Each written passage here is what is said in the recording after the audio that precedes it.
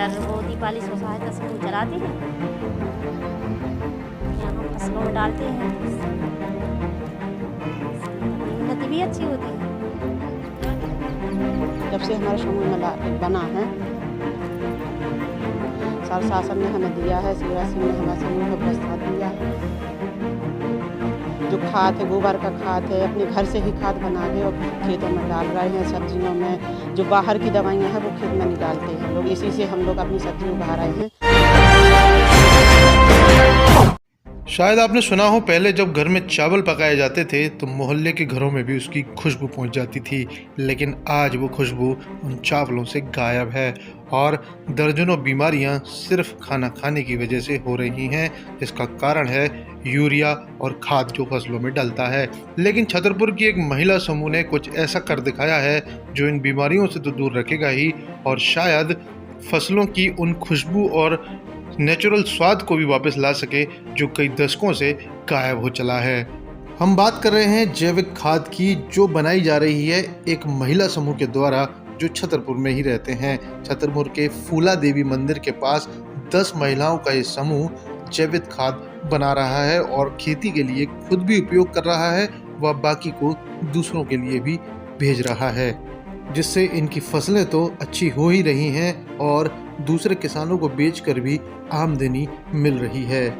दरअसल घरों से निकलने वाले कचरे और गोबर के साथ क्रिया कराकर ये खाद बनाई जाती है और ये महिलाएं अपने घरों से निकलने वाले कचरे का उपयोग भी इसके लिए करती हैं, जिसमें बचा हुआ भोजन, चाय की पत्ती व अन्य सामग्री होती है। इन्हें गोबर के साथ एक स्थान पर संग्रहित किया जाता है और एक चिन्हित स्थान, जैसे वर्किंग प्लेस कहते हैं, ले जाकर वहाँ इन्हें प्रोसेस करते हैं। इसके अलावा रास्ते में मिलने वाले कचरे को और मैदान में मवेशियों के गोबर को भी ये साथ एकत्रित करती जाती हैं। वहाँ खुद परिश्रम करके जैविक खाद तैयार होती है और जब ये जैविक खाद तैयार हो जाती है तो इसे सबसे पहले ये खुद के खेतों में लगे चने, गेहूं, सरसों, मूंगफली, बैंगन व मिर्च, आलू, टमाटर जैसी फसलों पर डालते हैं, जिसका प्रभाव साफ देखने को मिल रहा है। इसके बाद जो खाद बचती है उन्हें पैकेटों और बोरियों में पैक करके ये किसानों को बेच देते हैं, जिससे समूह की आय होती है। साल भर में जैविक खाद बेचकर ये समूह 5 लाख रुपए से ज़्यादा की आय अर्जित करता है और इनका फॉर्मूला इतना कारगर है कि लगातार 5 साल से फसलें बहुत अच्छी कंडीशन में हो रही हैं और उनके स्वाद व रंग रूप में भी काफ़ी परिवर्तन आ चुका है। मूल रूप से जैविक खाद का उपयोग रसायन से बचने के लिए होता है, जिसका दुष्प्रभाव फसलों में देखने को मिलता है, जो आगे कैंसर जैसी गंभीर बीमारियों के कारक होते हैं। अपने समूह के बारे में जानकारी देती हुई समूह की सदस्य शीला कुशवाहा ने बताया कि वे विगत 5 वर्षों से इस समूह के साथ कार्य कर रही हैं और हालात बदलते देखे हैं। इनके द्वारा सरसों, चने, गेहूं जैसी फसलों की पैदावार भी बढ़ाई गई है, जिसका मूल कारण उपयोग होने वाली खाद है। जिस कचरे को हम फेंक देते हैं या बेकार समझ लेते हैं, वो प्रोसेस होने के बाद जीवनदायक बनता है और फसलों को ताकत देता है। हम किसी भी प्रकार का रासायनिक यूरिया या डीएपी उपयोग नहीं करते हैं। एक अन्य सदस्य धनश्री आर्य ने बताया कि हम 5 सालों से लगातार काम कर रहे हैं और अब 5 लाख रुपए सालाना से ज़्यादा की आय हमारा समूह अर्जित कर रहा है और जो लोग हमसे सीखने आते हैं उन्हें सिखाते भी हैं।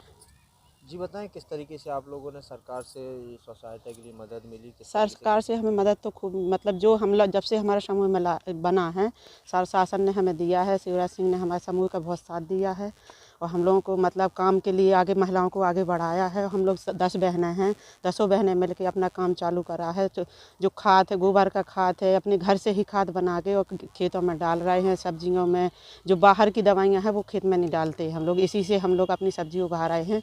और गेहूं की फसल है, हमें साल भर में अपनी महिलाओं को अपनी बजट से 5-6 लाख रुपए हम लोग कमा लेते हैं और अपनी बहनों को दुख में या कुछ भी दुख तकलीफ में, शादी ब्याह में एक दूसरे का सहयोग कर रहे हैं। पहले क्या स्थिति थी? पहले बहुत ज़्यादा गिरी स्थिति, कोई पूछता ही नहीं था महिलाओं को कि कहाँ महिलाएं हैं, कहाँ कौन सा समूह क्या है, कुछ नहीं जानते थे हम लोग। जब से मतलब हमारे मोदी जी आए हैं और शिवराज सिंह आए हैं, जब से हम लोगों का समूह बना है, जब से हमारी महिलाएं बहुत आगे बढ़ चुकी हैं और बढ़ना भी चाहती हैं और समूह बन गए हैं, तो और समूह भी हम लोग को देख के और समूह भी काम कर रहे हैं और करेंगे और सहयोग मिलेगा आप लोगों का सबका, तो हमें और आगे भी बढ़ेंगे। इस खाद से किस तरीके से फ़ायदे हैं क्या? जो सब्जियों में जो ऊपर की जो सब्जी है, सब्जी से एक बीमारी फैल रही है कहीं कुछ, हम अपने ही सब्जी से जो जैसा हम लोगों को उपयोग में बताया गया कि अपने घर से खाद बनाओ, अपने घर से के खाद बना के सब्जियां उगाओ, इसमें कुछ वो नहीं, तो इससे हमें बहुत मतलब बीमारी ने हर चीज़ से छुटकारा मिल रहा है।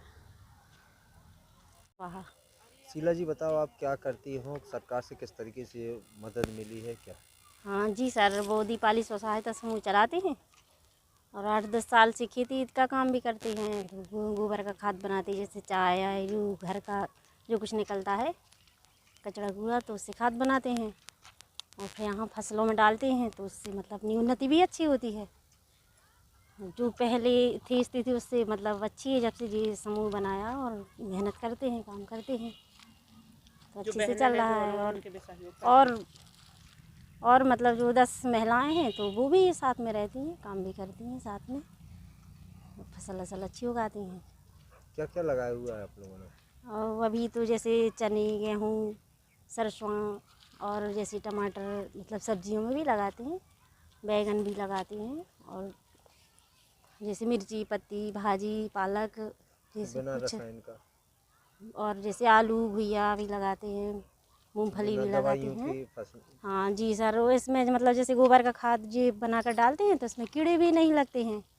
ऐसी दवाइयों से डाल के परेशान थी, तो अब जी खाद बनाते हैं तो इसमें मतलब अपन को दवाई ज़्यादा नहीं डालनी पड़ती, इसी से अच्छी उन्नति होती है।